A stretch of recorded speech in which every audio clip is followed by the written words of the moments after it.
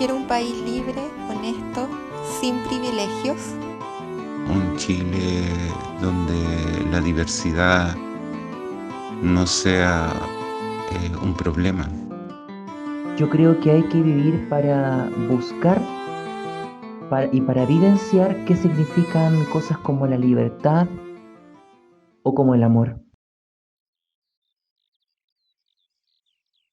Filosofía instituyente.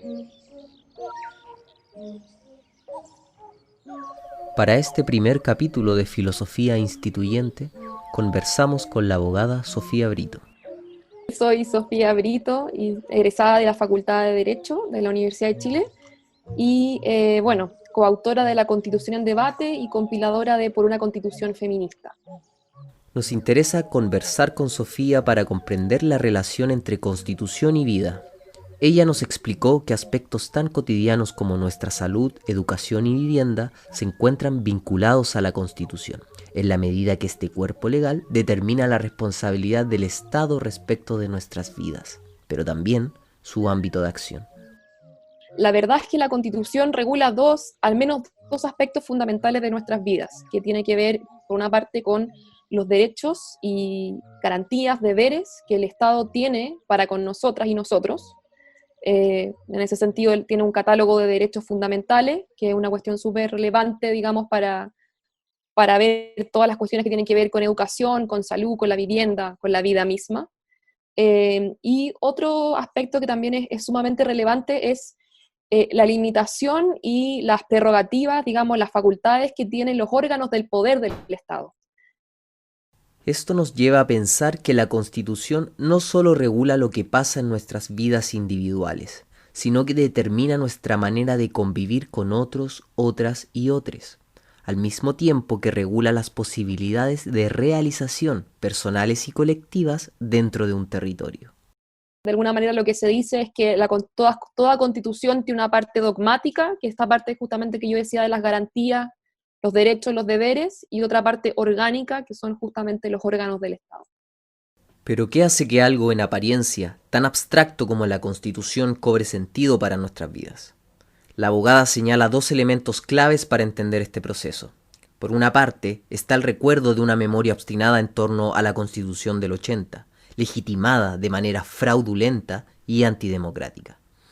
Por otra parte, la experiencia de los movimientos sociales y sus demandas, que dan cuenta que la Constitución opera como un obstáculo para las transformaciones sociales y que los problemas de la ciudadanía ya no guardan relación con la buena o mala voluntad de los políticos de turno, sino con la incapacidad del marco legal vigente de resolver dichas demandas. Y nuestra Constitución actual lo que hace es justamente establecer limitaciones para que el Estado pueda ser garante de las obligaciones que tiene con la ciudadanía, ¿no? O sea, tiene un rol que es lo que se ha dicho que es tan conocido últimamente, que es el rol subsidiario del Estado, justamente que no puede actuar cuando están actuando los privados o las empresas privadas propiamente tal, ¿no? Entonces, eso hace que, al final de cuentas, todo lo que tiene que ver con nuestros derechos sociales sea manejado como bienes de consumo a través de privados, y eso hace claro, que tenemos esta falsa idea de que existe una libertad para elegir la educación, una libertad para elegir la salud, pero en realidad esa libertad está dada por el poder económico y no por el hecho de vivir en una sociedad democrática. Desde la filosofía podríamos decir que existe un movimiento dialéctico, refiriéndonos al modo en que este problema llega a constituirse como tal. Por una parte, el problema de la ilegitimidad originaria de esta Constitución, que es un hecho de carácter formal, pero que pese a ser solo forma, se va llenando de contenido a partir de la experiencia de los movimientos sociales, hasta llegar a la conciencia de que esta Constitución no permite cambios profundos que beneficien a la población y que la libertad que prometía era ficticia. Creo que en octubre del 2019 lo que pasó fue bien interesante en ese sentido, en la línea de que no hubo una cabeza, un liderazgo que dijera lo que hay que hacer es la Asamblea Constituyente, así como si fuera una especie de mandato vertical, sino que fue un devenir más bien necesario y obvio, yo creo, ¿no? O sea, de lo que estaba pasando, de cómo se empezaban a levantar los carteles con las diferentes demandas, las consignas, con respecto a las AFP, con respecto a la educación, con respecto a la vivienda, por ejemplo, que es un derecho que ni siquiera está garantizado en la Constitución del 80, y que claro, pues de alguna manera yo creo que fue necesario comenzar a pensar cómo cambiamos esta Constitución, que es una herencia de la dictadura, tanto en su origen, digamos, de la forma que fue creada, pero también en su contenido, con todos estos abusos que no permiten que la gente pueda vivir de una manera adecuada, ¿no? Con una vida digna. Esta convicción que viene dada de la experiencia de un pueblo y no de un liderazgo particular o vertical, nos hace preguntarnos, ¿cómo se entiende la vida según la actual Constitución? En ese sentido, la concepción de derecho a la vida que establece nuestra Constitución es una concepción que en el fondo es el contrario de muerte. O sea, el Estado tiene el deber de garantizar la vida en el sentido de que tiene que abstenerse de las amenazas, perturbaciones y privaciones arbitrarias de la vida, o sea, digamos un deber de abstención, y claro, uno también lo podría comprender como un deber de alguna manera generar las condiciones básicas de la subsistencia. Sin embargo, como decíamos recién, pareciera ser que esa parte, digamos, que es importante para el derecho a la vida, no se garantiza realmente con la Constitución del 80, porque las condiciones materiales de vida, como son los derechos sociales, finalmente no están tan garantizados como otro tipo de derechos.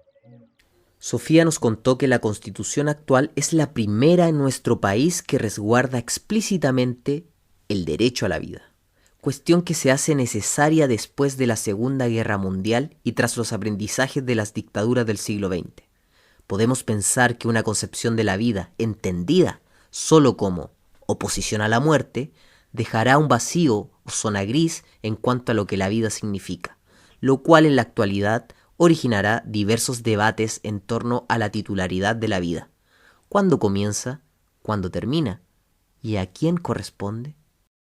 En esa línea, justamente si es que vemos las controversias que ha generado el derecho a la vida desde la creación de la Constitución, son justamente cuestiones que tienen que ver con quién delimita la vida y la muerte. O sea, quién es el titular, digamos, de decidir, digamos, en un Estado democrático cuándo comienza la vida, por ejemplo, con el caso del aborto y lo que pasa con la sentencia de la píldora el día después, anteriormente.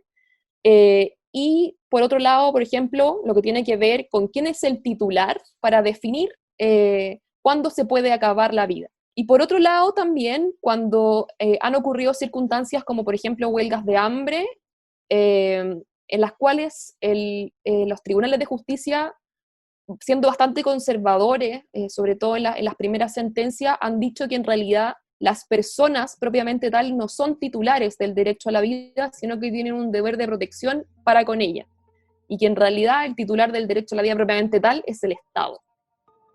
Aunque este concepto de la vida no se encuentre explícito, sin embargo posee un contenido. Es decir, hay un modo en el cual la vida es entendida en la Constitución.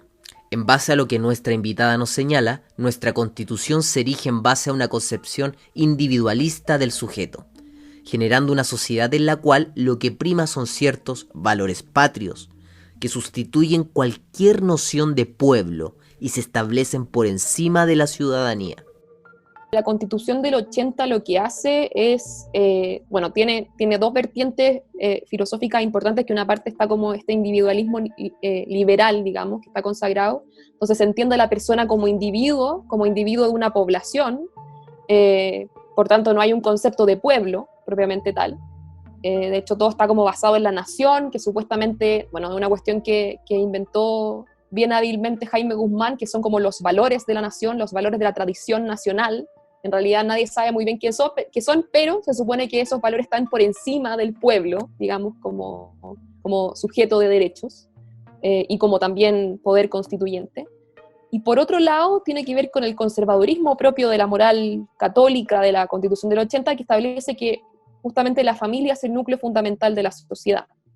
Entonces, cuando uno dice familia, uno dice, claro, ¿qué tipo de familia? Primero estaba pensando en la Constitución del 80, y uno se da cuenta que efectivamente una familia, con todo lo que hemos visto estos últimos años de las discusiones con respecto a los derechos sexuales y reproductivos, con respecto a la ley de identidad de género, cómo se ha opuesto esta constitución a ese tipo de nuevas regulaciones, vemos que efectivamente una familia heteropatriarcal.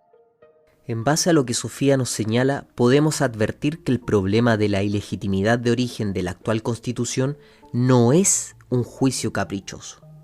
El hecho que la actual Constitución fuese concebida de modo antidemocrático la hace portadora de un sesgo constitutivo, siendo un texto cuyos valores pertenecen a una clase específica, a la cual toda la estructura constitucional protege y beneficia.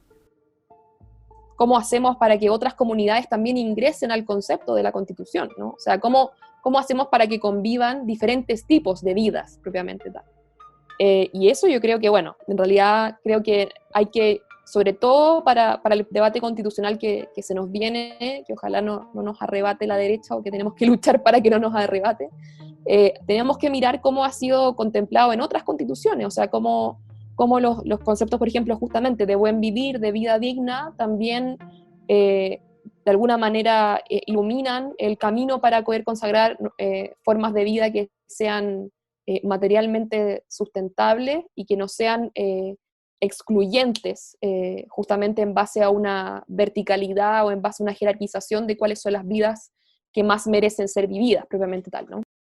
Pero es necesario hacernos la siguiente pregunta. ¿Cómo hacer que la Constitución reconozca y proteja otras vidas? Yo creo que la plurinacionalidad es una cuestión fundamental. Creo que la consagración de un Estado plurinacional es algo que debería haber ocurrido en Chile hace muchísimo tiempo. Es realmente impresionante que no haya ocurrido aún, o sea, como que tenemos que verlo desde esa perspectiva. Y además, creo que también una cuestión que hemos dicho harto también desde el feminismo es que cuando se dice esto de que en realidad no es tan importante que ciertos derechos no queden consagrados en la Constitución, dado que hay un quórum de 2/3 para votar todas las normas que van a ser parte de la nueva Constitución, porque estos se pueden ver a nivel legislativo, vemos que justamente para las poblaciones indígenas, pueblos originarios, para las poblaciones que son parte de otros tipos de identidades subalternas, para las mujeres, para las identidades trans, para las lesbianas, para todas las comunidades que efectivamente hemos estado fuera de la norma constitucional de este hombre blanco de la República que tanto le gusta la Constitución, el hecho de que no haya derechos consagrados en la Constitución es un riesgo, porque al final de cuentas es importante que la Constitución diga, o sea, justamente regule derecho por derecho, porque lo que pasa en nuestra tradición jurídica es que muchas veces cuando no existen estos derechos en la Constitución, eso queda como una especie de vacío. Lo que pasa, por ejemplo, actualmente con el derecho a la vivienda es claro ejemplo de ello, ¿no? O sea, hay una gran lucha por el derecho a la vivienda, el movimiento de pobladoras y pobladores es un movimiento histórico acá en Chile. Sin embargo, claro, no está regulado el derecho a la vivienda en nuestra Constitución, y eso lo que hace es que las políticas de vivienda queden un poco ancladas como al devenir de los gobiernos. Entonces pueden ir cambiando los decretos cada 4 años según la política de cada gobierno, porque no hay un mandato al legislador desde la Constitución a regular la vivienda propiamente tal.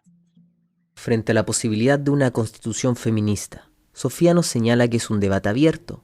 Sin embargo, hay aportes desde el feminismo que sin duda permiten enriquecer la discusión. Y yo creo que en esa línea lo que permite el feminismo es justamente complejizar esa relación, o sea, complejizar lo que entendemos por clase, complejizar lo que entendemos por identidades excluidas, que claro, está la mujer por un lado, pero también están las mujeres lesbianas, está el ser pobre, está el ser de un color de piel que no es hegemónico, o sea, hay un montón de otras particularidades. Bueno, ahora también hay un montón de cuestiones que tienen que ver con los estereotipos, por ejemplo, lo que pasa con la gordofobia en este país y en esta sociedad, lo que pasa con el ser un cuerpo enfermo, o el ser interpelado como cuerpo enfermo con la sociedad. Entonces creo que el feminismo ha tenido esa potencia de articulación, de demandas que parecían, o de particularidades de la subjetividad que parecían tan aisladas, comprender que en el fondo pueden ser reconocidas en una misma sociedad y que no tienen por qué ser excluidas, digamos, o valorarse una vida por sobre la otra. Este análisis nos permite comprender que la idea de una nueva constitución y de una nueva sociedad no está exenta de desafíos. El feminismo nos enseña que el debate y construcción de un nuevo marco político se encuentra atravesado por tensiones y desafíos, ahora, durante y después del debate constitucional. Pero a su vez abre la puerta y da espacio para que nuevas subjetividades puedan incorporarse a esta discusión. Creo que es un aporte fundamental el feminismo en nuestro tiempo, o sea, de comprender que la clase sí tiene género, sí tiene edad, sí tiene otro tipo de opresiones, sí tiene color de piel, que parecieran ser que en un momento querían como hacernos pasar como piola, ¿no? Así como que eso lo resolvemos más adelante. Pero no podemos finalizar esta conversación sin preguntar, ¿qué constitución le gustaría tener a Sofía Brito? Pucha, es una gran pregunta. Es que, claro, yo creo que estamos, o sea, bueno, ahora es un poco más complejo con la pandemia pensar en la Constitución. Yo creo que igual eso es real, ¿no? O sea, que como partiendo desde ahí, justamente porque estábamos en un debate que parecía como muy abstracto, muy soñar en el futuro, es un debate lindo igual, interesante e importante, y ahora estamos en una situación donde el hambre es como lo que está rodeando y haciendo que el pueblo nuevamente se vea sometido a situaciones de opresión, de abuso por parte de las autoridades, ¿no? Entonces, en ese sentido, yo creo que tenemos que pensar una constitución que garantice la democracia, comprendida justamente en su dimensión material, ¿no? O sea, pensar que la democracia no va a ser posible si es que no existen las condiciones materiales para que el pueblo pueda participar democráticamente de tomar las decisiones sobre su vida misma. Creo que en ese sentido es importante justamente los derechos sociales, como veíamos al principio, ¿no? O sea, que se garantice una vida que sea, o sea, condiciones de vida para una vida adecuada, para una vida digna, o sea, que no tengamos que estar pensando cómo compramos pan mañana, sino que eso esté garantizado por el hecho de vivir en una sociedad. Creo que eso es algo súper importante. Creo que otra cosa que hay que repensar en la línea del debate constitucional es qué hacemos con las Fuerzas Armadas. Es un tema que parece como medio, o sea, a mí me da la sensación de que es más o menos obvio que tenemos que tener Fuerzas Armadas como las tenemos, o sea, como que fuera una especie de poder intocable, pero no es así. También eso se puede repensar en la Constitución, pensar qué es lo que se necesita realmente como fuerzas de orden, qué tipo de fuerzas de orden queremos, si es que queremos ese tipo de fuerzas de orden realmente. Porque al final de cuentas, o sea, estamos en una sociedad que está muy acostumbrada a que sus Fuerzas Armadas estén contra el pueblo, ¿no? Y que defiendan justamente estos supuestos valores de la nación de los que tanto hablaba Jaime Guzmán. Y creo que también es importante en esa línea de lo que hablábamos por democracia, es que cuando hablamos, por ejemplo, de paridad, que es un debate que fue súper importante para la conformación del órgano constituyente, creo que es importante, hay un texto de Alejandra Castillo que habla sobre la complejización del concepto de paridad.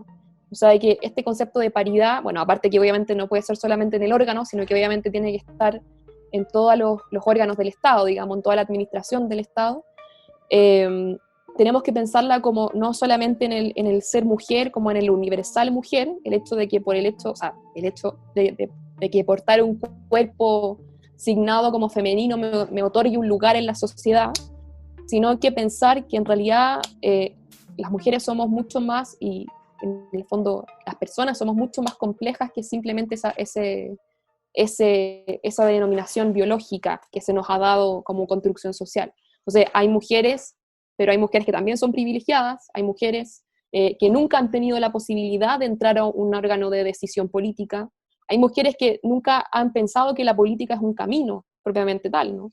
Y eso justamente porque hemos sido quienes han estado relegadas de ese espacio, pero dando cuenta que eso no está dado por una idea universal de mujer, sino que hay distinciones que es importante y particularidades de esas subalternidades que hay que reivindicar, y que en ese sentido es importante que haya mujeres de los pueblos originarios, que hay mujeres afrodescendientes, que hayan mujeres migrantes, o sea, que hayan todo tipo de subalternidades representadas en la sociedad, no solamente para la creación de la Constitución, justamente, sino que también para la administración de los órganos de la política en general.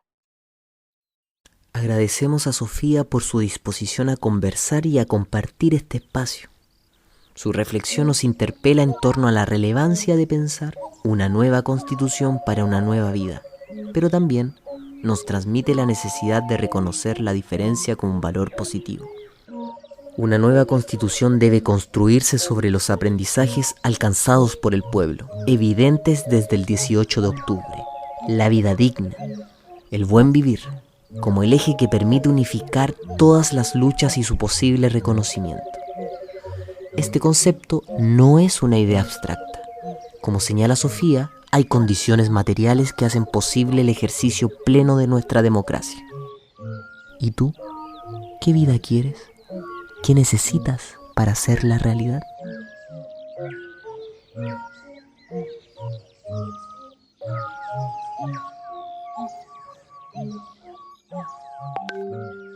Creo que uno tiene que vivir porque nacimos primero que nada y debemos desarrollar la opción que se nos entrega desde que nacimos. Y tenemos que hacer lo mejor posible ante esa gran alternativa. Queremos un país de igualdad, sin diferencia de clase social, justo. ¿Qué dice ahí? ¿Cómo sería un Chile para todos? Un Chile independiente, sin corrupción. Bueno, dudo que pase eso. Lo que está pasando con esta pandemia nos ha mostrado la vulnerabilidad que somos nosotros los seres humanos, lo importante que es la financiación a nosotros los científicos y obviamente la incompetencia de las políticas públicas que tienen los gobiernos. ¿Qué hay que hacer? Me gustaría vivir en un país en donde no pensemos que la otra persona es deplorable o mala o tonta porque tiene ideas que nosotros no tenemos. Si tenemos ese enfoque, nos cuidamos y nos protegemos entre todos y así diseñamos una economía y sistemas de protección para todos porque entendemos que el otro puede ser como yo. Chile para la gente es un Chile con organización popular. ¿Por qué o para qué luchar? Para el bien de todos, de la humanidad completa, que termine la injusticia. Basta de esta gente descarada. Las autoridades de nosotros hoy día ya no tienen pudor, vergüenza, y lo que es más angustiante, ocupan la prensa para tapar todas sus malas acciones, tergiversan la verdad.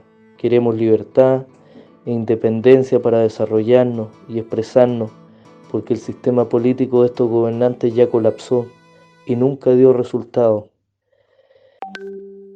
¿Cómo te gustaría que fuera tu vida? ¿Que una vida tranquila y feliz? Estamos muy felices por contar con la presencia de Alejandra Castillo, filósofa feminista, y Recaredo Gálvez, investigador de la Fundación Sol. Vamos a conversar hoy día en torno a la relación entre política y vida. ¿Cómo están? Buenas tardes, gracias por la invitación. Creo que es una instancia importante. A pesar de las cuarentenas, es importante comunicarnos y encontrarnos en estos formatos. Les agradezco la invitación. Buenas tardes, gracias también por la invitación.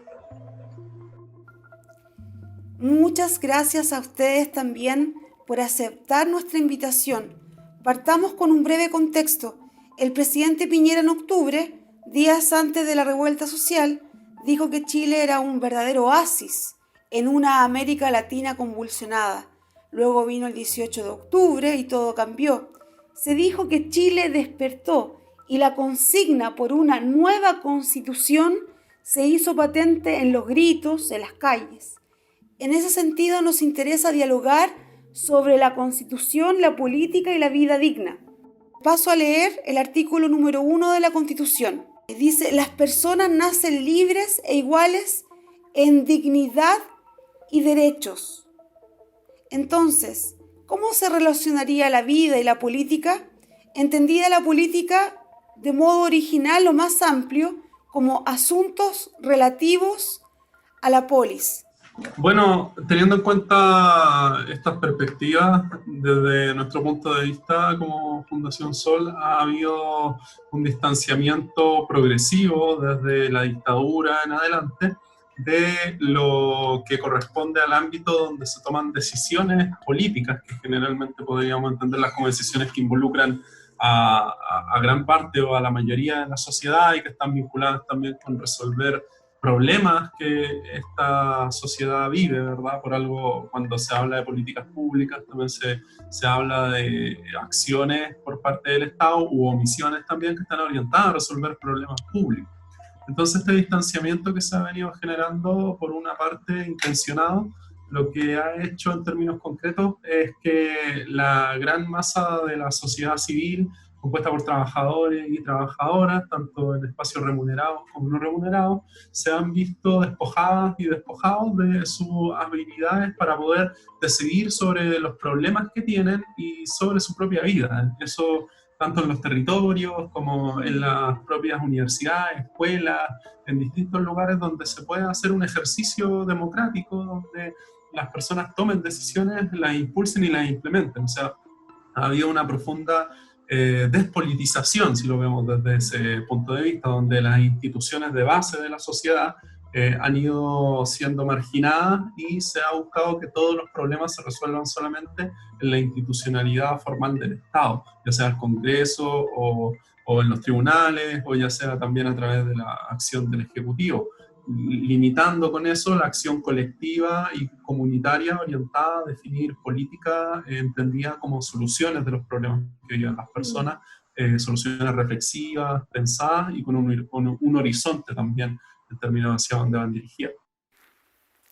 Se podría decir, de acuerdo a lo que señalas, que hay un cierto cercenamiento de las libertades políticas y una libertad extrema en el ámbito económico. La libertad es entendida como poder adquisitivo. Alejandra, ¿cuál es tu parecer respecto a esto? Bien, bueno, tú señalabas aquella relación entre vida y constitución, o cómo la vida está tramada en el espacio, en el articulado de la Constitución, ¿no? Y lo que se deja ver de dos modos, ¿no? En otros también, pero dos de manera muy, muy radical. Primero, la vinculación de la vida, en términos muy, muy amplios, o un marco, que la va a describir primero desde el orden de los derechos, libertad, igualdad, y por otro, el orden de la propiedad, ¿no? La Constitución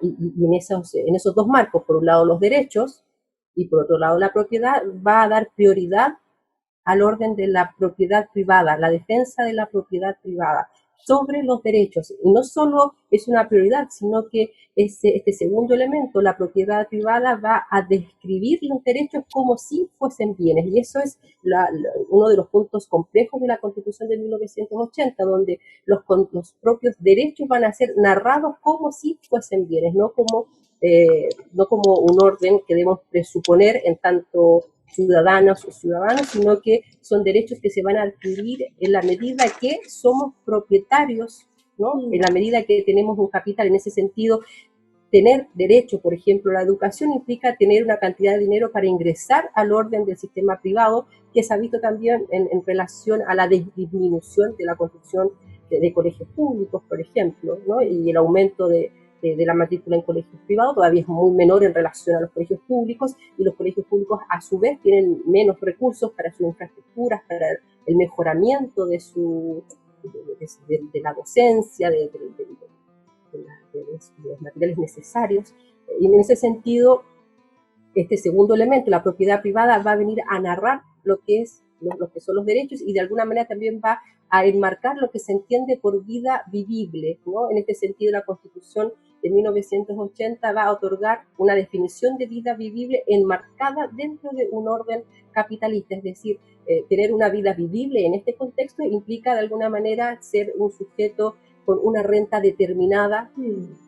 De lo contrario, los derechos se vienen a disminuir de manera dramática, ¿no? Y eso no es algo que está atrás, por ejemplo, que se vuelve muy visible con la revuelta del año pasado, del octubre del año pasado, sino que se vuelve mucho más explícita ahora en el escenario de emergencia sanitaria, en pandemia, donde, por ejemplo, se intenta establecer un veto presidencial para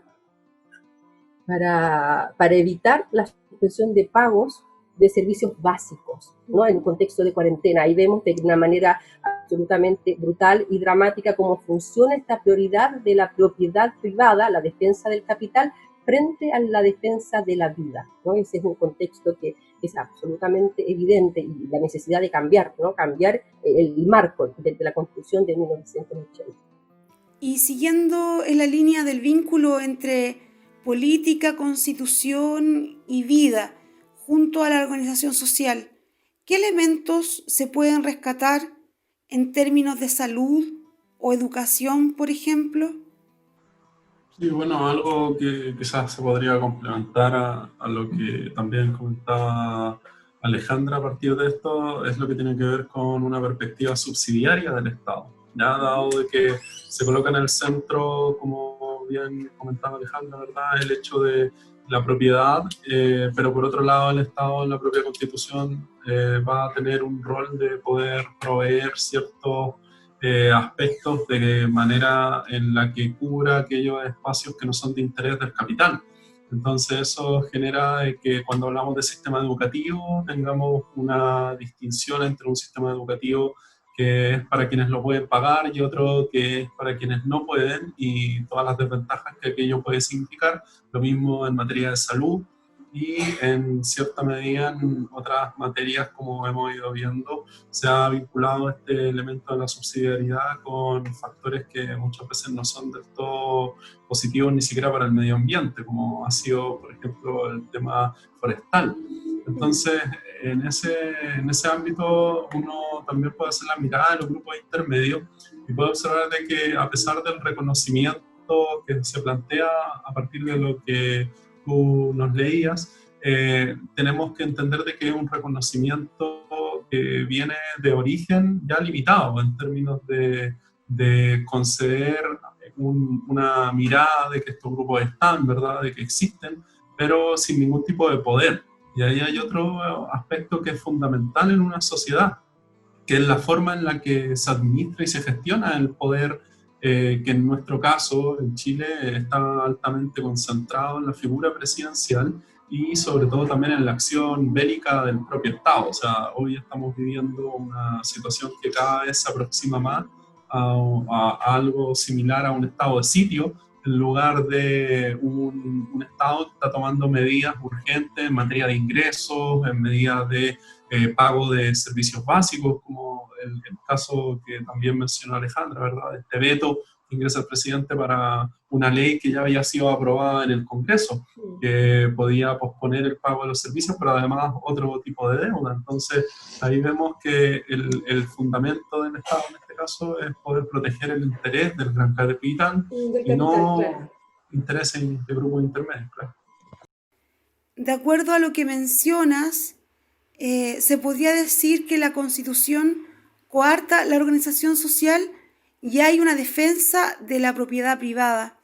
Nos gustaría saber cómo vincular la organización social, por ejemplo, lo que ocurrió a partir de la revuelta de octubre, ya que se hicieron asambleas, hubo diálogo ciudadano y popular. ¿Qué sería para ustedes una vida digna y cómo lo político y económico podrían relacionarse en pos de esa vida digna? Bien.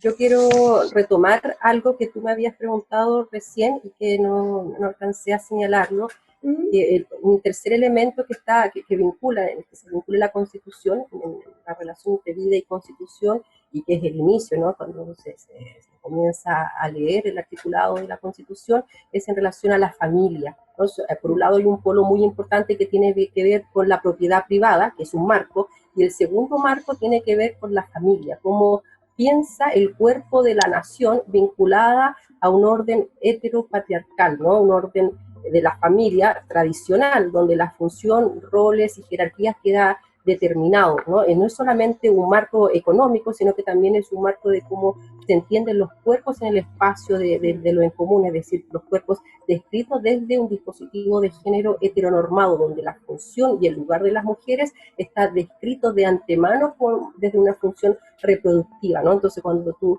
preguntas sobre qué es una vida digna, primero habría que pensar que vivir una vida digna implica, primero, desplazar estos marcos, ¿no? Desplazar este marco de la propiedad privada en la defensa del capital sobre la vida. Cualquier decisión en este marco neoliberal va a tender a priorizar el capital, y por otro lado, desplazar este segundo marco, el dispositivo de género heteronormado que regula los modos que se deben entender los cuerpos, ¿no? El cuerpo masculino, el cuerpo femenino y las funciones de cada uno. Y por lo tanto, pensar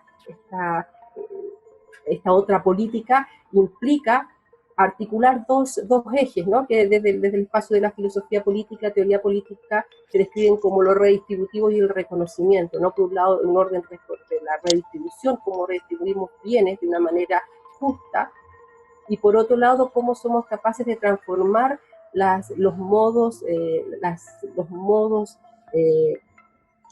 de escribir a hombres, mujeres, cómo describimos el orden del dispositivo de género por fuera de este marco heteronormado, es decir, pensar una política distinta a la que conocemos, la que se marca desde 1980 en adelante, implica tensionar, por un lado, cambiar el eje redistributivo y también transformar los modos en los cuales nos reconocemos, es decir, también desplazar ese modo de describir el cuerpo siempre privilegiando el orden de la familia. Y por lo tanto también allí, desde mi perspectiva, ¿no?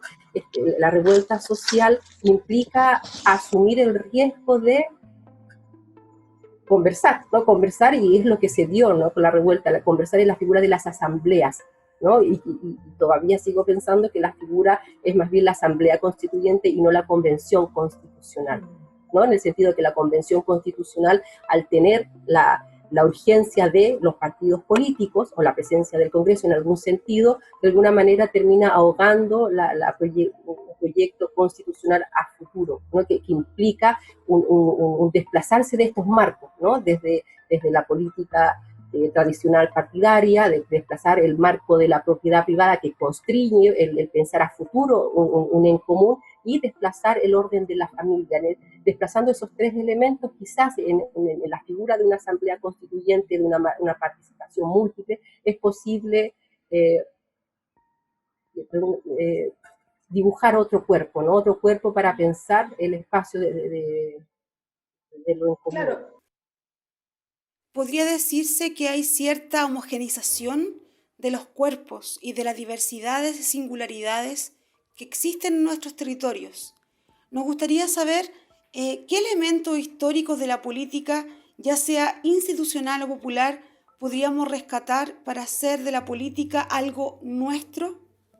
Hay, desde nuestro punto de vista, algunas experiencias de fines del siglo XIX que ocurren acá mismo en Chile, que tienen que ver con el desarrollo de las sociedades de socorros mutuos, que muestran cómo ante el abandono del Estado y la aristocracia en ese contexto, trabajadores y trabajadoras comienzan a organizarse para reunir fondos colectivos que les permitan resolver algunas contingencias, inicialmente algunas vinculadas con muerte, algunas vinculadas con problemas de salud, y posteriormente esas experiencias comunitarias o mutuales se van desarrollando en otro tipo de formas de organización. Probablemente hoy estamos en un proceso de recomposición del tejido social que se devastó durante los 70 en adelante con el inicio de la dictadura, y que durante los últimos 30 años ha estado sometido como tejido social a políticas asistenciales, a limitación de la participación, a una participación ad hoc a lo que los gobiernos de turno han buscado o han impulsado. Entonces, en ese sentido, mirar las experiencias que se daban en este caso con la Sociedad de Socorro Mutuo es de bastante utilidad, dado que ahora en este mismo contexto también hemos visto cómo van emergiendo otras estrategias de subsistencia, como las propias ollas comunes, ¿verdad?, que generan organización popular a su entorno. O sea, hay personas que dedican parte de su tiempo para que esto pueda funcionar, hay personas que realmente ven con esto un apoyo importante en su cotidiano. Entonces hay distintas estrategias que ya están ocurriendo y que son del todo relevantes. Lo mismo podríamos decir al mirar los casos de las comunidades mapuche en la 9ª región, por ejemplo, en términos de cómo se organizan para tratar de generar espacios totalmente autogestionados donde se puedan proveer de las cuestiones necesarias para desarrollar la vida. Claro, hay otro tipo de lógica, una lógica comunitaria basada en otro tipo de política, y no como se entiende en general la política como algo partidista. Volviendo sobre lo anterior, nos parece importante preguntarles sobre el vínculo entre economía y política y cómo éstas pueden ponerse al servicio de las personas y no de modo extractivista o explotadora de la vida y de la naturaleza. ¿Cuáles serían los desafíos de la economía y la política para crear otros modos posibles de vida? Bueno, retomando lo que tú habías dicho, la pregunta anterior, ¿no? ¿Cómo rescatamos también otras experiencias, otras memorias que también de alguna manera van en la dirección de lo que estás preguntando ahora, ¿no? ¿Cómo habilitamos otro modo de vivir en común? Ante esas preguntas, ¿no? Mi posición es primero es pensar siempre desde una perspectiva y una política de presente, ¿no? Porque habitualmente se tiene la tentación de ir al pasado y desde ahí leer el presente, ¿no? Y volver desde como en ese gesto de la linealidad de la historia. Y como bien señalaba Ricaredo, esas historias muchas veces también, y tú también lo señalaste, ¿no? Muchas veces esas historias, si bien narran momentos de subversión y emancipación, todavía siguen descritas desde un marco, desde el mismo dispositivo de género, ¿no? Que es heteronormado, aun cuando sean experiencias de subversión, ¿no? Por ejemplo, las experiencias que señalaba Ricaredo, ¿no? Por ejemplo, la del corporativismo según la final del siglo XIX, las experiencias vinculadas al obrerismo de comienzos del siglo, y por lo tanto implica otro movimiento, ¿no? Leer desde el presente, desde una política de presente, ir hacia atrás y oblicuamente leer en esas experiencias esos cuerpos que quedan al margen, incluso desde esas experiencias que son de emancipación, puesto que a pesar de serlo, a pesar de subvertir, todavía son muy afines al mismo dispositivo de género, que no es el nuestro, ¿no? De alguna manera nosotros habitamos hoy un presente donde lo que constituye nuestra práctica habitual, cotidiana, tiene que ver con el desplazamiento de ese dispositivo de género, ¿no? En el sentido de, en el dispositivo de género entendido en términos reproductivos. Y por lo tanto, leer otras experiencias, ir al pasado, implica también hacerlo insistiendo desde una política de la enunciación hoy, ¿no? Desde un lugar donde nos enunciamos en diferencia con esas otras experiencias en algunos puntos, ¿no? Por ejemplo, en diferencia con el dispositivo de género que era lo que el hegemónico para final del siglo XIX y comienzo del siglo XX. Y desde ahí inventar otras posibilidades, ¿no? Pero en los márgenes, tanto desde la historiografía nacional como desde las historiografías populares, ¿no? Es habitual, por ejemplo, cuando leemos las historias vinculadas a la historia social, a las historias del bajo pueblo, es habitual también encontrar, si bien una inversión de la historiografía popular, encontramos que en esas historiografías populares todavía son historiografías masculinas, y por lo tanto tenemos que trabajar también en un pliegue, en otro pliegue, ¿no? que de alguna manera nos que haga que haga presencia de otros cuerpos, y esos otros cuerpos no están atrás, sino que están acá, con estas historias y prácticas se están constituyendo ahora, y se están narrando ahora, desde, por ejemplo, la crisis ecológica, pensar, leer de otra manera, final del siglo XIX, esas experiencias, ¿no? Final del siglo XIX, comienzo del siglo XX, volver, por ejemplo, a la Asamblea Constituyente Popular y de Artesanos de 1925, y de allí inventar esa asamblea pensando en estos otros cuerpos que habitan el espacio de la política ahora, y por lo tanto, desde mi perspectiva, es importante insistir en la figura de la asamblea, ¿no? De la asamblea constituyente, porque cada quien en su individualidad no tiene una respuesta, por ejemplo, lo que tú estás señalando, cómo pensamos una transformación de la política que vincule economía y vida de una manera que no sea depredadora. Y en ese sentido, ¿cuál es la postura de los feminismos en torno al capital? Por eso de ahí la importancia, ¿no? de reunirse, conversar y discutir de distintas perspectivas, donde, por ejemplo, distintos feminismos están poniendo en escena este vínculo entre, por un lado, vida, y por otro lado, el orden de la depredación del capitalismo, ponerlos a conversar en una gran asamblea donde de alguna manera nos pongamos en algunos puntos en común, qué es una vida, como tú señalabas al comienzo, ¿no? ¿Qué es una vida digna? ¿Qué es una vida vivible? ¿No? Y en ese que sentido, tiene un marco económico determinado y que claro, tiene también un marco social, ecológico también. Y preguntándole directamente a Recaredo respecto a la organización social y a las asambleas populares, ¿los movimientos sociales tienen efectividad en el orden político legal? ¿O de qué manera los movimientos sociales pueden tener esa efectividad?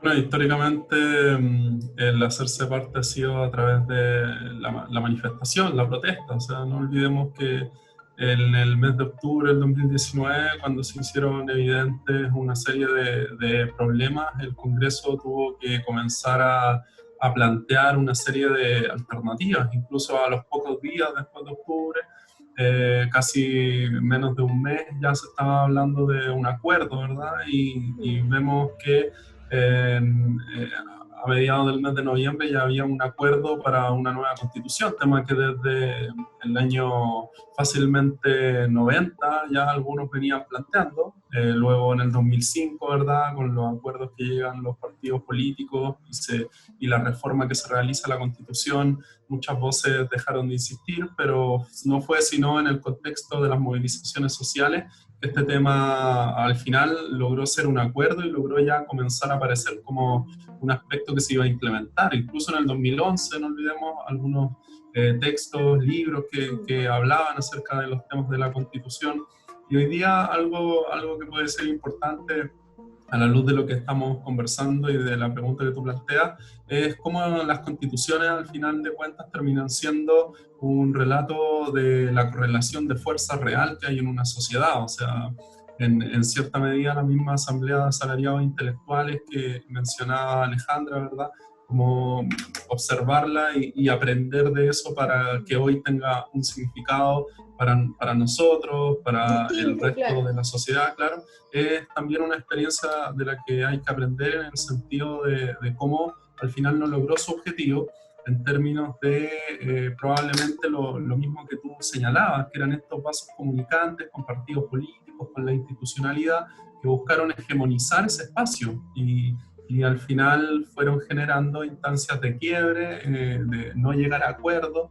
Y en ese sentido, quizás debiésemos preguntarnos cómo estos espacios de asamblea, espacios populares o alternativas de organización, ya hoy están generando niveles de incidencia en la cotidianidad de las personas que se están organizando.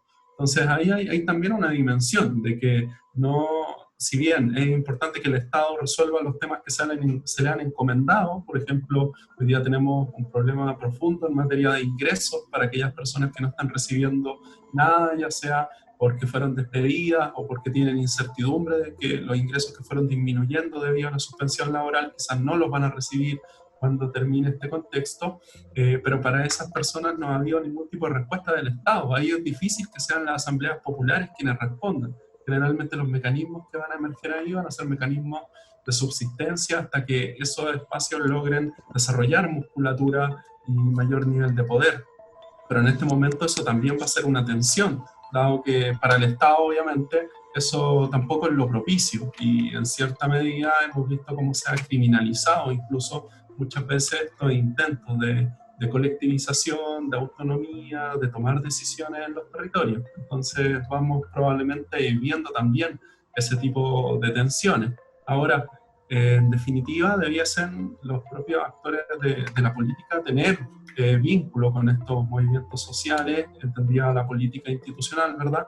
Y debiesen ellos ser quienes resuelvan esa situación. O sea, desde mi punto de vista, no es que los movimientos sociales tengan que ver cómo son escuchados, porque están planteando un requerimiento social y lo están haciendo evidente a través de sus distintas herramientas. En la política institucional son los partidos quienes debiesen tener la búsqueda de esa afinidad y debiesen hacerse esa pregunta para poder representar realmente a trabajadores y trabajadoras y a quienes en gran medida viven del trabajo que hacen y no del trabajo de otras personas.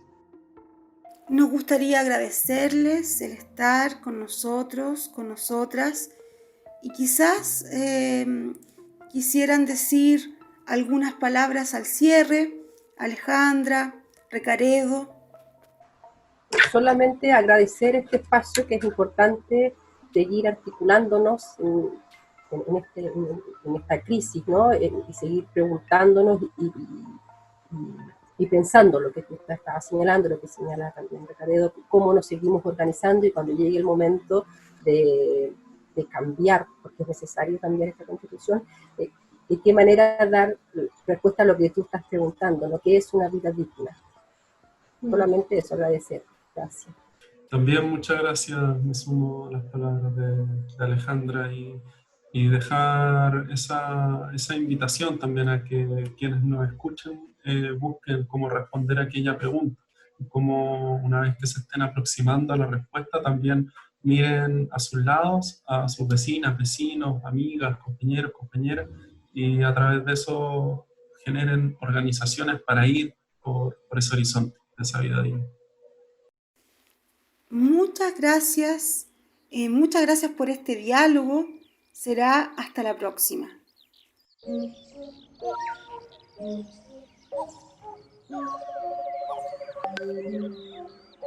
Hola, mi nombre es Muriel y yo soy Antay y vamos a sumarnos a esta iniciativa. ¿Por qué o para qué vivir? Para mejorar este mundo. ¿Por qué o para qué luchar? Luchar. Yo creo que, como decía mi hijo, para mejorar este mundo y luchar más que nada para que todos tengamos las mismas oportunidades y podamos ser felices y tengamos una vida digna. ¿Por qué o para qué luchar?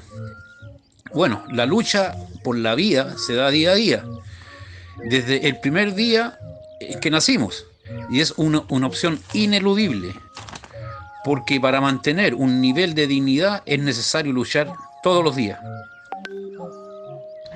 Y yo creo que hoy en día estamos luchando para tener una sociedad más justa, una sociedad más transparente, una sociedad que no le tenga miedo al otro o a la otra y que no genere relaciones humanas desde la desconfianza, sino que genere vínculos desde un reconocimiento genuino de un otro o de una otra. Considero que lo máximo que debiera de haber el respeto, el derecho hacia los adultos, hacia los ancianos y los niños, y igualdad ante la mujer especialmente. También creo que un Chile para todos tiene que respetar a todas las personas, entender la diversidad que existe, en la cual pensemos también en todos los agentes sociales, también por ejemplo el ámbito carcelario, que está muy votado, a los niños y niñas que están en el Sename, la gente que está en situación de calle. Eso sería un Chile para todos. ¿Qué país queremos? Un país digno, un país justo, un país donde no se haya perdido la capacidad de soñar. ¿Qué país queremos? Un país que nos respete, que nos dé salud pública, que nos mejore, que podamos estudiar gratis. Gracias. ¿Cómo sería un Chile para todos? Un Chile para todos sería un Chile mejor, sería un Chile en el que la gente sería libre. Me gustaría que mi país en realidad hubiera más justicia, más igualdad y más solidaridad con los más que necesitan. ¿Cómo sería un Chile para todos? Con un Estado de Derecho.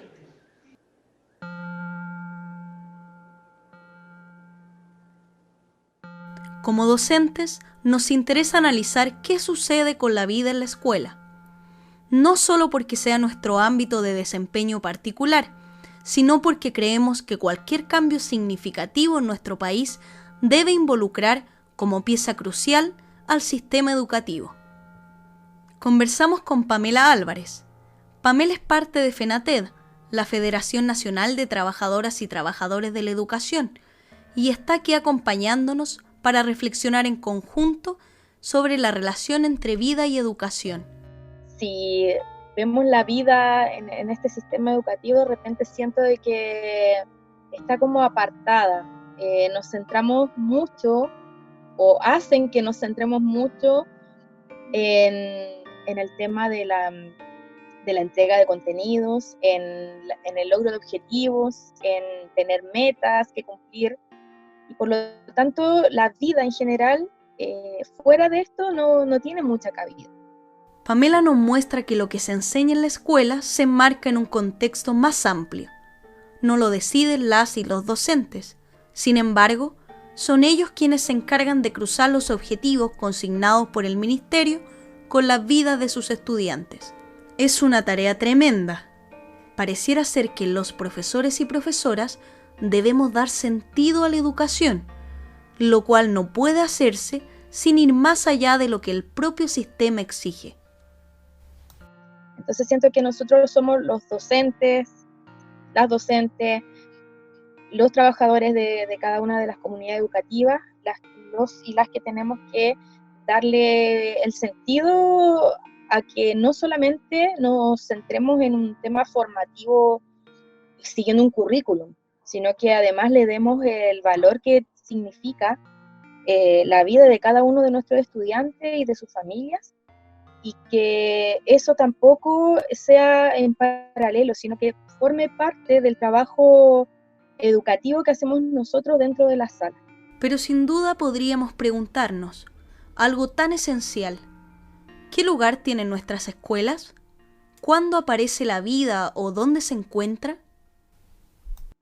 Siento que la relación que uno establece con los y las estudiantes es lo que le da vida también a eso. Esa relación cuando uno establece una confianza, cuando las chiquillas se acercan a uno a conversar en el día a día, a veces como que andas todo rápido, pero el darse el minuto de conversar con ellas, o con los chiquillos que también de repente son más inquietos, los espacios de compartir, no sé, los recreos, cuando te ven pasar y que te saludan.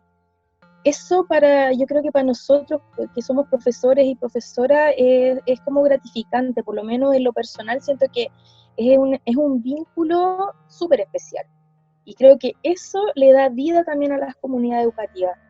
Inclusive cuando se establecen estas relaciones también de cercanía con los asistentes de la educación, cuando existe esta posibilidad del saludo en la mañana, son cosas que no vienen en ningún manual, pero que uno las va desarrollando día a día con el trabajo que uno hace presencial con los chiquillos. Y por eso que es tan importante entender que la educación no solamente es una entrega, un traspaso de información, sino que tiene que ver con una construcción de sociedad, con el sociabilizar y el compartir día a día. Pareciera ser que el lugar propio de la vida en la escuela está en el vínculo, en la afectividad, en la irrupción de la cotidianeidad, o bien que este es el espacio que le queda, la prioridad que tiene al interior de este sistema educativo. Para mí, por ejemplo, este tema de los espacios, cómo la escuela brinda los espacios, yo creo que son espacios que nosotros también fortalecemos y ganamos, o sea, que hacemos el espacio. Si no está, lo creamos. Queda en las manos de las y los docentes dar lugar a estos espacios, en la medida que parecen ser, en la práctica, justamente lo opuesto a lo que el currículum y el agobio de este trabajo exige. Pero si bien podríamos pensar que es una tarea que queda a la voluntad de cada docente, no necesariamente es una tarea individual. Yo creo que las comunidades educativas también van abriendo esos espacios, se va un poco rompiendo ese dogma que viene desde el ministerio en este caso, ¿cierto? Pero siento de que esas estructuras, si bien están, y las tenemos que cumplir y tenemos que regirnos bajo eso, siempre hay como una vía de escape para darle el otro valor, que es como el valor más emocional, más reflexivo, más de lo humano, que de lo solamente de lo rígido, de la rigidez que tiene muchas veces la educación, por lo menos acá en Chile. Lo humano, una idea que parece tan central en el crecimiento de cualquiera, es algo que si bien se encuentra declarado en los documentos ministeriales, en la práctica pareciera no tener un tiempo propio. Depende de las y los docentes, de las comunidades escolares y de sus posibilidades. Sin embargo, ese factor será el que permeará el futuro de las y los estudiantes, de sus familias, de la sociedad, sin importar el área a la cual se dediquen. En este contexto nos damos cuenta lo clave que resulta una educación más humana. Sin embargo, ¿qué ha pasado con el proceso educativo? ¿Cuáles son sus prioridades y sus dificultades hoy? Yo creo que una de las principales dificultades, y lo digo muy a nivel personal, ha sido esa. Porque desde mi rol como profesora, para mí es súper importante el nexo que yo tengo y que logro establecer con los chiquillos y las chicas. Y siento que esta cosa tan impersonal, porque a pesar de que yo te puedo ver por una pantalla, que yo te puedo escuchar, sabemos que ambas estamos en directo, por decirlo de alguna forma, igualmente no es lo mismo. Entonces, para mí, y es lo que hemos discutido también dentro de nuestra federación y con los colegas del sindicato, es que esta frialdad a la cual tuvimos o sea, estamos obligados a hacer porque no hay otra forma de conectarse y de que este proceso siga adelante, para mí es súper cuestionable. Para mí la educación en sí tiene que ser presencial. Uno que tiene una relación de cercanía con los estudiantes y las estudiantes se hace mucho más complicado. Para mí esta vida, por decirlo de alguna forma, nos ha limitado mucho. A mí me cuesta un poco, entre comillas, someterme a este proceso. He sido súper reticente, igual hago mi trabajo, igual hago lo que me piden, pero con un cuestionamiento permanente a lo ético, a que esto es realmente lo que mis niños y mis niñas necesitan, esto es realmente lo que las familias necesitan, entendiendo que trabajamos también bajo un contexto de una tremenda vulnerabilidad. Lo impersonal parece ser una constante de este momento. Sin embargo, es posible hacer de igual modo lo que nos piden, puesto que, según parece, aquello es de otro orden. Pero tal como señala Pamela, esto no evita cuestionar la relación existente entre lo que el sistema ofrece y lo que se necesita. Es más, cuando el sentido que las y los docentes daban al proceso educativo hoy se ve condicionado ya no solo por el tiempo, ni solo por la frialdad tecnológica, sino además por el acceso, es imperativo reflexionar quiénes se benefician o pueden beneficiarse de este proceso. Entonces, esto lo único que ha hecho también es como aumentar esa brecha. Si ya teníamos una desigualdad en la educación chilena entre particulares particulares subvencionados y municipales, yo creo que ahora se nota mucho más, porque al tener que estar todo a través de las redes, a través de la conexión, te das cuenta que hay gente que no tiene conexión. Digo, ¿cómo lo hago? ¿Cómo hago que ese estudiante tenga la misma facilidad o tenga las mismas condiciones de igualdad o equidad para acceder a la educación? Entonces, siento que para mí, por lo menos, y así siento que hay muchos colegas que están en la misma, este proceso ha sido muy difícil y que lamentablemente no responde a lo que nosotros hacemos día a día en la sala de clase o en los espacios de la escuela. Entonces, de verdad que yo estoy en constante cuestionamiento de este proceso. Enseñar hoy parece una tarea imposible, al menos con las ideas que este modelo educativo privilegia. Escuchando a la profesora nos preguntamos si realmente, cuando el Mineduc da libertad a las escuelas para adaptar sus procesos, proporciona alguna opción viable, pues tal como nos señala Pamela, no hay un Estado garante ni siquiera de las condiciones de acceso al proceso educativo. La vida hoy parece irrumpir en las escuelas virtuales de un modo más crudo que antes, revelando la situación real del estudiantado y sus familias, marcadas por la exclusión y por la falta de derechos. Pero además, hay otros procesos que continúan, los cuales ya hacían complejo antes de la pandemia priorizar una educación más humana. Pero ¿qué opciones tenemos frente a un sistema que parece tan estructurado para producir ciudadanos empáticos, más constructivos y dialogantes? Insisto en que el tema de estas evaluaciones programadas como el CIMSE, por ejemplo, o la PSU, o la misma evaluación docente, nos obliga a estar permanentemente con la visión puesta en el currículum. Y muchas veces es el intencionar el aprendizaje para que estos chicos y chicas sean personas activas, ¿cierto? Agentes activos en los cambios sociales, va quedando como al lado. No porque queramos que sea así, sino porque estamos como metidos en una vorágine tremenda en cumplir con objetivos, en cumplir metas, que era lo que mencionaba anteriormente.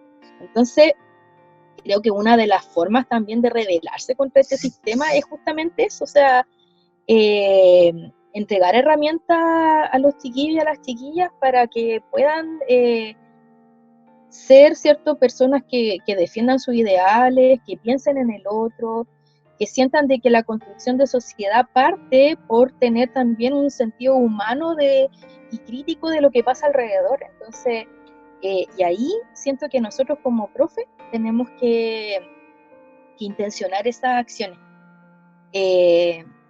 Olvidarnos a lo mejor por un rato del currículum y pegarnos ese salto. Desde lo que nos plantea Pamela, podemos pensar que una educación más humana es en este sistema una educación revolucionaria. En un contexto presencial, el factor relacional es ineludible. La pregunta parece ser entonces, ¿cómo nos empoderamos de ese papel? Para mí la sala es una trinchera. Y es una trinchera en donde yo también estoy educando personas. O sea, si yo dejo de pensar que mis estudiantes son personas, entonces mejor me retiro, cierro la puerta y me voy. Creo que educar, no sé, en democracia, porque incluso hasta el consejo de curso es una instancia que yo tengo que ocupar para decirle a los chiquillos, oye, si aquí no vale, aquí no manda el que habla más fuerte. Aquí todos decidimos y votamos y respetamos la mayoría. Entonces creo que a esas instancias también hay que darle como la seriedad y la estructura, ya que hablamos de tantas estructuras, utilizarlas también a beneficio. Entonces, para mí eso es vital. O sea, educar a los chicos y a las chicas de hoy con una visión y proyección de futuro en cuanto a los derechos y a los deberes, me parece que es súper esencial.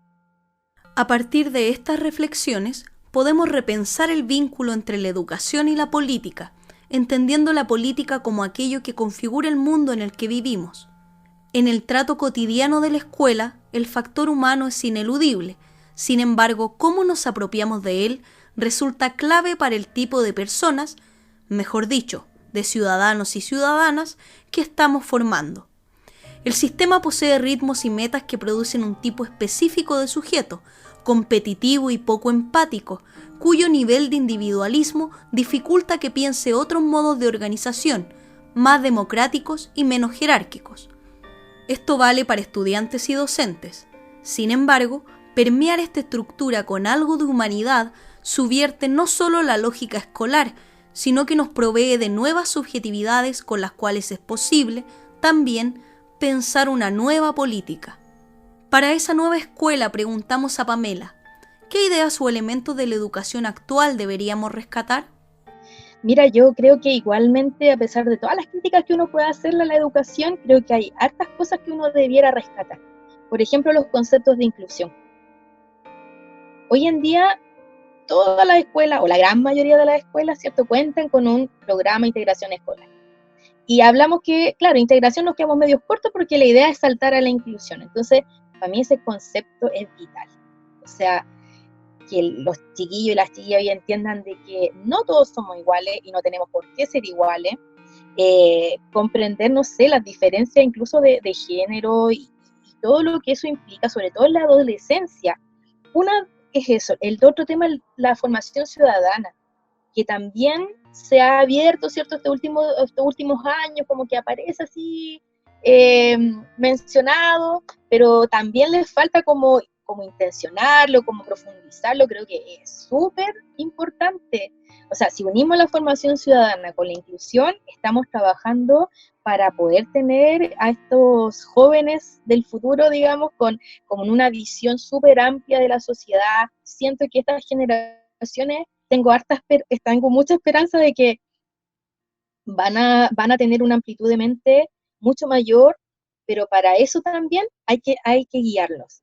Y no es que nosotros los profes o los trabajadores de la educación es que lo sepamos todo y estamos súper poderosos y vamos a lograr todo esto. No, yo creo que es una construcción de sociedad, pero la escuela es un espacio vital para que estos objetivos se logren y para que tengamos ciudadanos y ciudadanas que respondan a lo que se venga, ¿cierto? Y que sean agentes de cambio reales de lo que este país necesita también. La escuela, un espacio vital. Hay mucho por pensar y mucho por hacer para un país más diverso, pero la escuela pública es esa casa de todos y todas por donde todo cambio comienza. Agradecemos a la profesora Pamela Álvarez por su disposición a realizar esta conversación, como también a FENATED por abrir nuevos espacios para las y los trabajadores de la educación, donde estas ideas tienen un lugar para desarrollarse.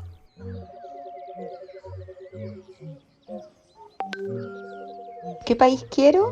Un país libre, un país donde todos nos sintamos con la misma capacidad y posibilidad de desarrollar nuestras ideas y poder actuar sin miedo a que nos caguen, sin miedo a que nos pasen a llevar y sin miedo a que nos traten con una lógica de inferioridad. ¿Por qué o para qué luchar? Para darnos cuenta que todavía estamos vivos y que no solamente existimos. ¿Qué país queremos? Difícil pregunta. Un país libre, sano, sin corrupción, sin cosas turbias. Un país justo, solidario, igualitario. ¿Qué país queremos? Queremos un país de juguete. ¿De juguetes? Sí. Muy bien. Quiero un país donde el territorio sea uno de los ejes para construirlos, donde las comunidades se fortalezcan, donde la solidaridad no sea una cuestión mercantil, sino una cuestión de cada día. ¿Te gustaría que fuera tu vida? ¿Qué? ¿Cómo te gustaría que fuera tu vida? Con todo mi corazón. ¿Ah? Con todo mi corazón. ¿Así? Sí, ¿Así quieres que sea tu vida? sí, ¿Con todo tu corazón? sí. ¿Grande o chico? Chico, porque soy más grande, yo también más grande. Ah, entonces tengo con un corazón grande. Sí, yo tengo un corazón chiquitito porque yo soy muy chiquitito. Me gustaría una vida más verdadera, una vida más amorosa, me gustaría una vida más serena. Creo que eso me gustaría de la vida. Creo que sería mucho mejor. Como ciudadano chileno no me puedo negar a trabajar, porque eso hace crecer mi país, pero siempre y cuando quien lo legisle no sea un ladrón.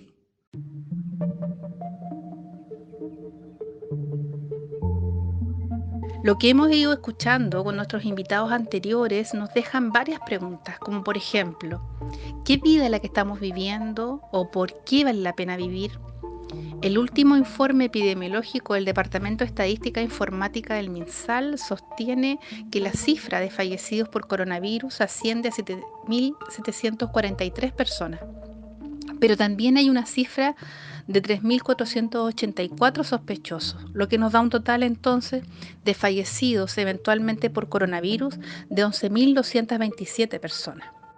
Las cifras que nos contaba Jiménez son súper lamentables porque han tenido a Chile durante muchas semanas dentro de los países con más alta tasa de contagio y de muerte.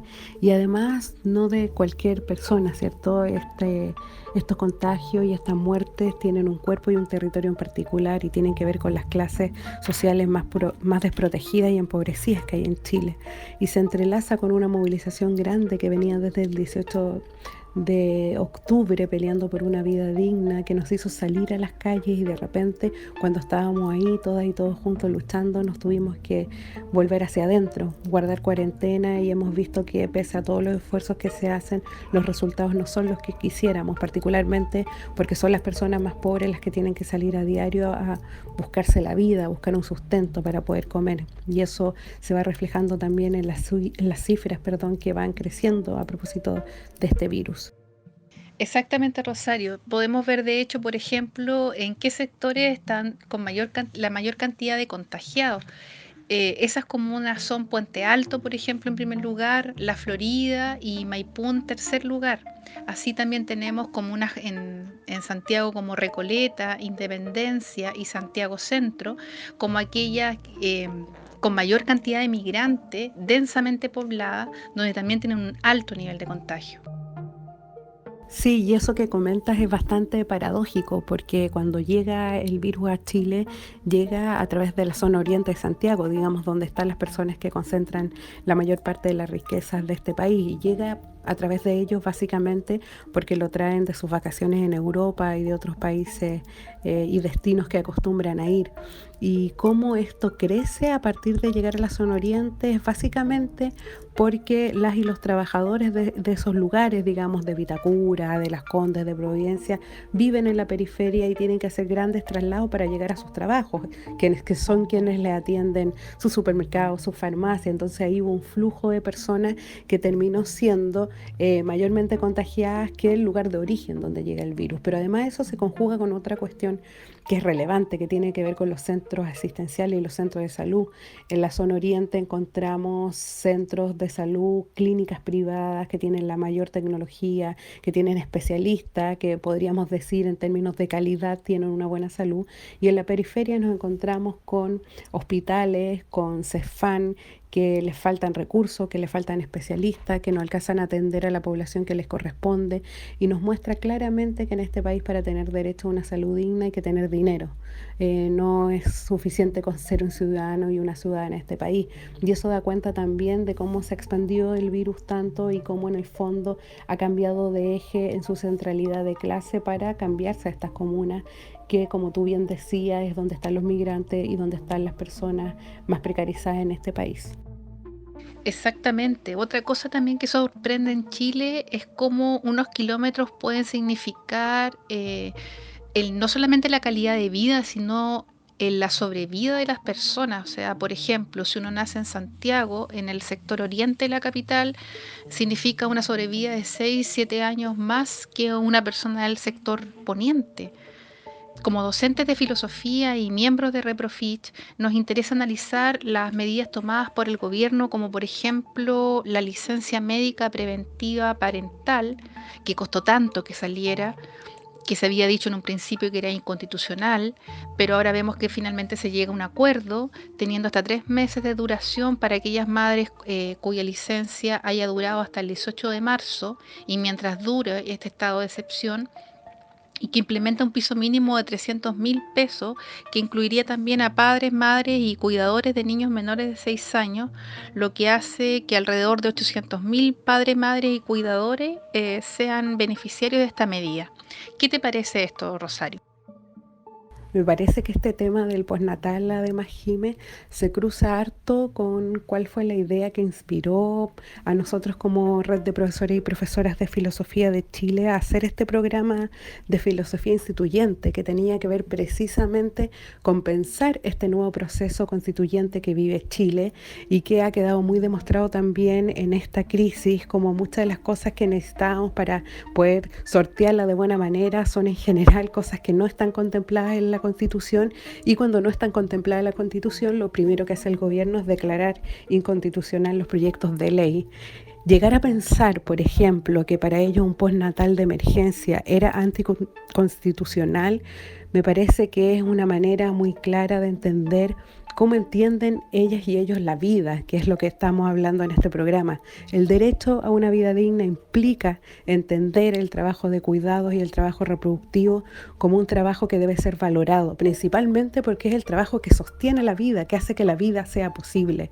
Y pensar que hay gente que todavía se niegue a que las mujeres, los padres y los cuidadores tengan un postnatal de emergencia me parece gravísimo, sobre todo porque esas personas están esperando desde marzo esta ley y esta noticia que esperamos pronto se pueda solucionar. Hace unos días atrás veíamos con asombro cómo era descubierta una guardería informal que estaba funcionando en plena pandemia, y eso nos hace preguntarnos qué lleva a las madres a dejar sus hijos en esos espacios. Después supimos que esto estaba contratado por una empresa, por Fruna, para las mujeres trabajadoras.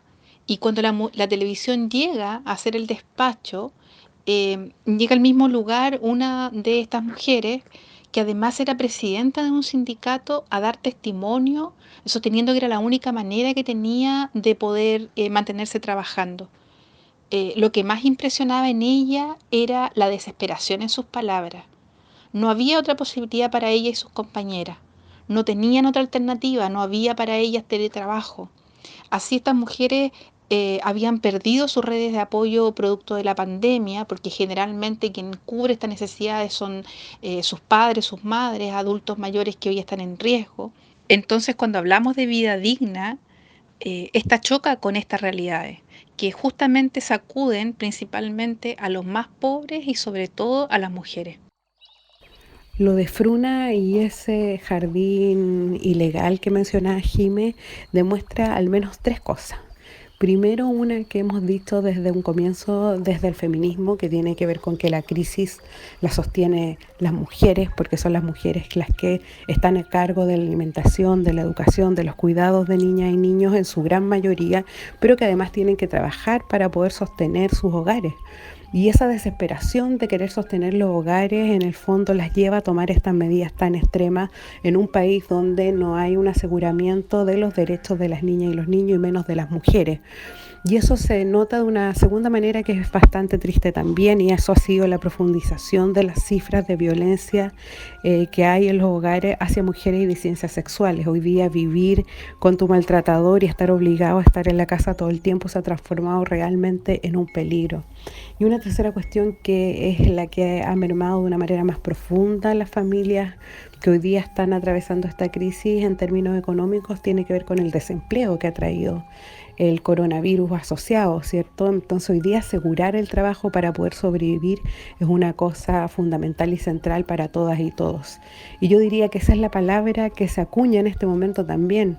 Se busca sobrevivir, quizá el derecho a la vida digna se ve más lejano porque hoy día lo primero es sobrevivir, poder tener comida, poder tener un abrigo. Y esa gente que trabajaba en Fruna evidentemente no quería dejar de tener su sustento para poder sobrevivir y por eso toma estas medidas, porque además por parte del gobierno lo único que hemos tenido son soluciones que nos llevan a endeudarnos, como fueron las ofertas que entregó Piñera con su mal llamado plan para la clase media y que se une a un hito bastante importante que está ocurriendo en términos políticos sociales en este momento, como es el tema de la AFP y este 10% para atravesar la crisis. Yo creo que ahí hay una muestra clara de cómo un modelo económico puede impactar tan fuertemente en las vidas de las personas como lo hace en Chile.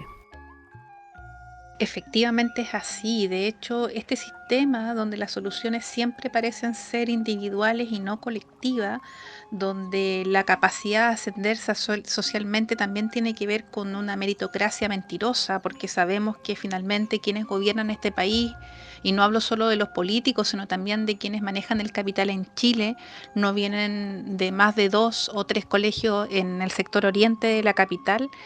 A los ciudadanos comunes y corrientes se nos siguen dando las mismas pseudo soluciones que tienen que ver con el endeudamiento. El que yo no soy sujeto de derechos para poder sacar mis ahorros de la AFP, pero sí tengo la posibilidad de endeudarme. Y ya lo decían nuestros invitados, por ejemplo, la Fundación Sol, de la que es parte Ricaredo Galve, tiene cifras que son elocuentes, o sea, decir que el 75% de las familias en Chile están endeudadas, el 82% de la población mayor de 18 años, es decir, un 11 millones y medio tienen deuda, donde hay casi 5 millones de ellos que están morosos.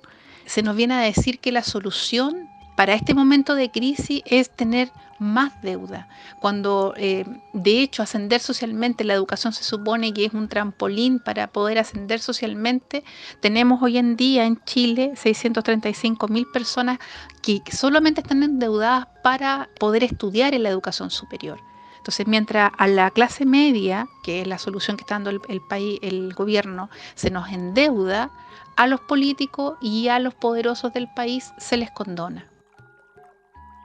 Sí, tienes toda la razón y yo creo que eso ha tenido que ver mucho con algo que yo me acuerdo que vi alguna vez en un cartel de las movilizaciones estudiantiles. En este país parece que no somos ni ciudadanos ni ciudadanas, sino más bien clientes.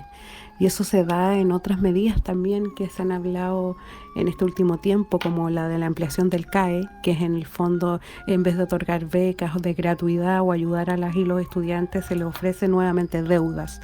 Y eso, por ende, también va a endeudar a sus familias y así sucesivamente. Es una cuestión que no acaba nunca y por eso también cuando se anunciaron estas medidas, en las redes sociales la gente decía gobernar es endeudar. Pareciera que esa es la frase central del gobierno de Sebastián Piñera. Y en ese sentido creo que esa idea de sujeto y de sujeta, que es más bien un cliente, tiene mucho que ver también con esta discusión constitucional y con lo que hemos venido escuchando de nuestra y nuestros invitados. Es increíble cómo una constitución como la que tenemos todavía sea defendida. Primero, porque es una constitución de la dictadura y segundo, porque en el fondo no garantiza derechos. O sea, lo que están defendiendo es básicamente que quieren seguir en un país sin derechos.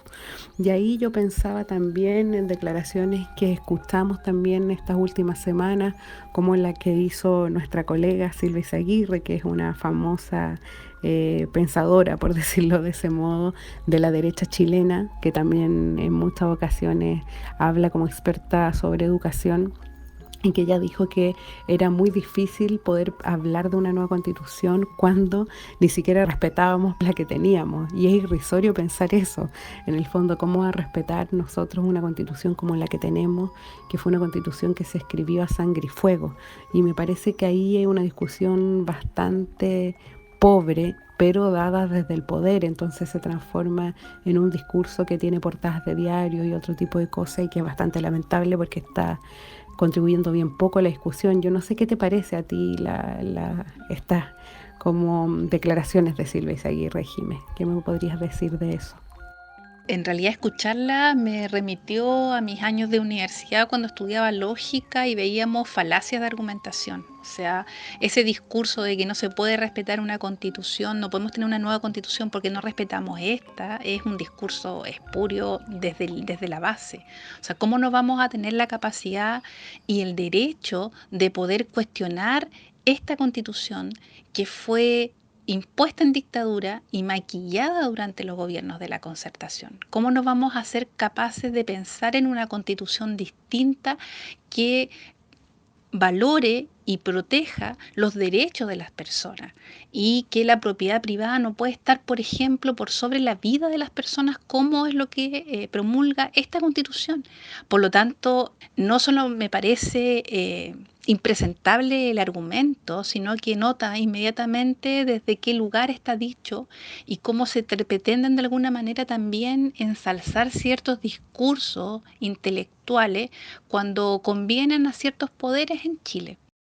Sí, Jimé, encuentro que tienes toda la razón y creo que eso también se relaciona con algunas cosas que hemos leído y escuchado estos últimos meses a propósito de tantas conferencias online que se han dado desde la filosofía, en esta contraposición entre una política de la muerte y una política de la vida, entendiendo la primera como una necropolítica, ¿cierto? Pareciera que hay gente que justifica la muerte bajo esas circunstancias, como por ejemplo para instaurar un sistema político y económico tan feroz como el neoliberal, como lo hizo la Constitución de Pinochet, y que existan hoy día gente que, por ejemplo, se dedique a la filosofía y tenga tan poca capacidad para entregar argumentos sólidos y contundentes respecto a este tema. Y creo que ahí hay una disputa central también, no solo desde el proceso constituyente y político, sino también desde la filosofía. Cómo somos capaces de apostar por una política para la vida, para sostener la vida y para sostener una vida digna. Y esto se contradice también a su vez con todos estos grupos conservadores, antiderechos que se dicen pro vida, que en verdad son bien poco pro vida, porque solo les importan que, no sé, en el caso del aborto, los bebés nazcan, pero nunca si después de nacer van a tener condiciones de vida dignas. Y pareciera desde todo punto de vista que pro vidas no son, digamos, que lo que está siempre ahí presente es esta necropolítica que no le importa cómo puedan desarrollar la vida las personas, sino que más bien cómo pueden producir economía para poder sustentar su modelo. Y yo creo que ahí hay, por último, una cosa también interesante con una frase de un lienzo gigante que había en la movilización del 18 de octubre que decía: en Chile nace y en Chile muere el modelo neoliberal. Y esperamos que así sea, realmente esperamos que así sea. Efectivamente, es muy cierto lo que dice, y estos mismos grupos políticos son los que de alguna manera tienen este discurso implantado de que no vale la pena hablar de una nueva constitución porque eso no tiene impacto en mi vida cotidiana. Sin embargo, es cosa de mirar un poco más allá y no ir tan lejos, sino que mirar a algunos países latinoamericanos, algunos países altiplánicos, como han hecho, por ejemplo, del concepto de buen vivir un eje articulador de sus constituciones, que en el fondo lo que hace es mirar y centrar la mirada en el ser humano como parte de este entorno natural y social. Lo que hace, por ejemplo, el concepto de vivir bien de la Constitución boliviana, de alguna manera es ver al ser humano centrado en su comunidad, revalorando las miradas indígenas, entendiendo que estamos hablando de un país donde 2/3 de la población se dice perteneciente a una de estas etnias. Y como uno lo ve también, como este buen vivir está plasmado en la Constitución ecuatoriana, y eso tiene implicancias fundamentales, por ejemplo, en la educación, que tiene que ver básicamente con potenciar el desarrollo de las capacidades y habilidades para la práctica de la cotidiana de los valores, de propiciar y fortalecer espacios e instancias dialógicas dentro de los establecimientos educacionales y vincular a estos establecimientos con las comunidades que los circundan. Y vemos que este bien vivir tiene una mirada bastante distinta a la europea, por ejemplo, a la clásica griega, a lo que Aristóteles planteaba como la buena vida, pero una buena vida desarticulada del entorno natural, en la que solamente participaban algunas personas que efectivamente, claro, se vinculaba a la vida contemplativa, al desarrollo del intelecto, de las artes, de la política, de disponer de tiempo libre, pero que básicamente dejaba a grandes poblaciones fuera de esta buena vida, donde quedaban fuera los esclavos, donde quedaban fuera las mujeres. Entonces, esta buena vida era asociada exclusivamente a una minoría de la población. Podemos pensar entonces, mirando estos pueblos originarios, en una buena vida en nuestra Constitución, si queremos plantearnos una nueva Constitución ahora, asociada a la vida en comunidad, por ejemplo, a revalorar lo que significa la vida como lo ven los pueblos andinos, y de alguna manera a establecer un contrato social nuevo que recupere esta relación ética entre los seres humanos. Yo encuentro que ahí hay dos cuestiones que rescatar para ir despidiéndonos, que creo que son muy relevantes. Una tiene que ver con la lucha por una constitución que contemple un Estado plurinacional, porque en este territorio convivimos distintos pueblos, algunos están antes que nosotras y nosotros y que por supuesto no han tenido ni el respeto ni los derechos que deberían haber tenido. Es más, se le ha arrebatado su territorio, su lengua, su cultura, y de esa manera se le ha tratado de una forma bastante peyorativa, cuando en el fondo todas y todos de alguna manera estamos enraizados en ese origen que le dio lugar a la gente de este pueblo.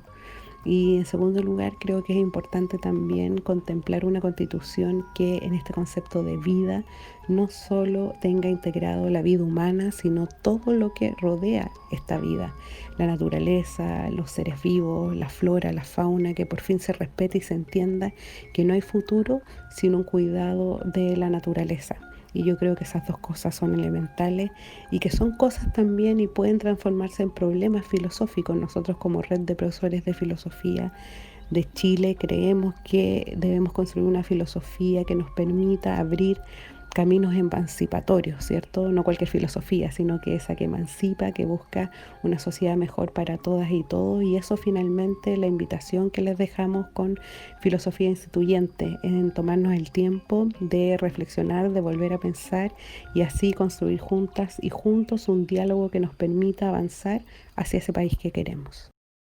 Así es, Rosario, y ese es el propósito de este podcast, de ser un insumo, un aporte a la discusión para una nueva constitución. Así que desde la red de profesores y profesoras de filosofía Reprofich, agradecemos el que nos hayan escuchado hoy y los invitamos a nuevos capítulos de Filosofía Instituyente. Quiero un país libre, honesto, sin privilegios. Un Chile donde la diversidad no sea un problema.